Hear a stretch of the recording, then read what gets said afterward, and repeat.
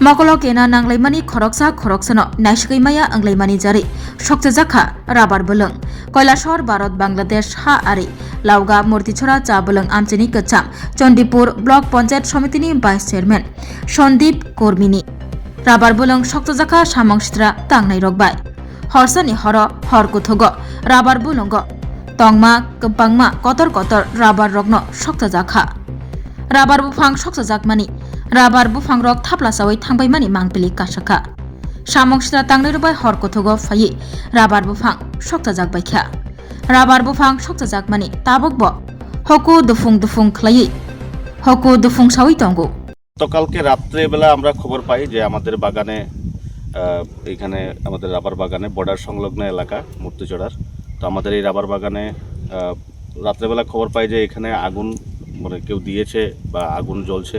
আমরা খবর পাওয়ার পরে যখন এখানে আসি দেখি যে আমাদের প্রায় অর্ধেকের বেশি বাগানেই আগুন চতুর্দিকে ছড়িয়ে পড়েছে।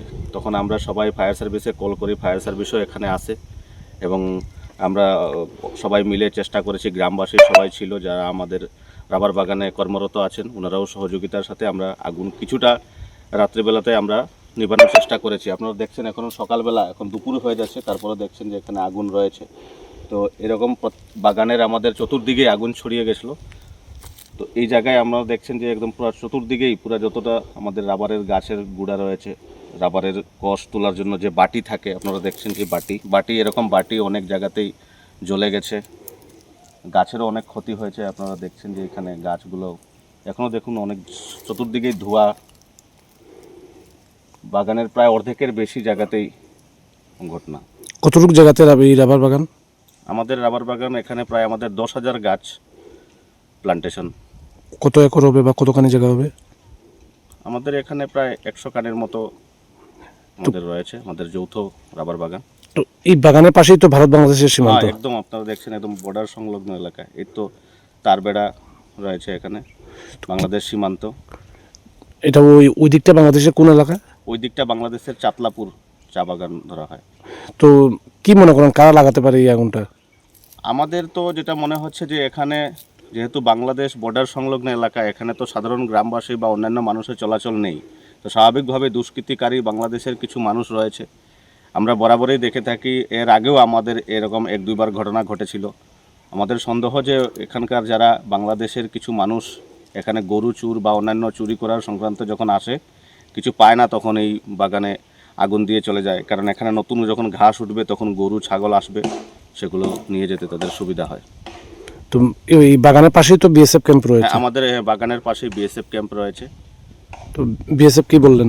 বিএসএফ তো বললেন যে ওনারাও আগুন ক্যাম্পে যখন ডিউটির যারা কর্মরত ছিলেন বর্ডার এলাকাতে সেন্ট্রি, তখন ওরা দেখার পরে আমাদেরকে জানিয়েছে। আপনি এই ব্যাপারে কি থানায় কোনো অভিযোগ করবেন? বা করেননি, আমরা আজকে একটা এন্ট্রি করব আমরা থানায়। ঘিয়ের খাবার গাওয়া ঘি প্রিয় সবার লংতরায়, কি বলে বিশুদ্ধ ঘি। বিশুদ্ধ ঘি নাম মনে রেখো লংতরাই। লংতরাই ঘি রোজ খাবারে তোমাকে চাই। লংতরাই লংতরাই লংতরাই। শোনো শোনো ভোজন রসিক, শোনো মন দিয়া, ঝাঁঝের স্বাদে রান্না করো লংতরাই দিয়া। ইলিশ সর্ষে পোস্ত বাটা যেমন ইচ্ছে নাও, মালাই চিংড়ি মাংস কষা চেটে পুটে খাও। আহা চেটে পুটে খাও, আহা চেটে পুটে খাও। লংতরাই কাচ্চি ঘানির সর্ষে তেলে টেস্ট, যে খাবে সেই বলবে লংতরাই বেস্ট। লংতরাই সরষের তেল, ঝাঁঝে স্বাদে তোমাকে চাই। আহা লংতরাই বেস্ট, আহা লংতরাই বেস্ট।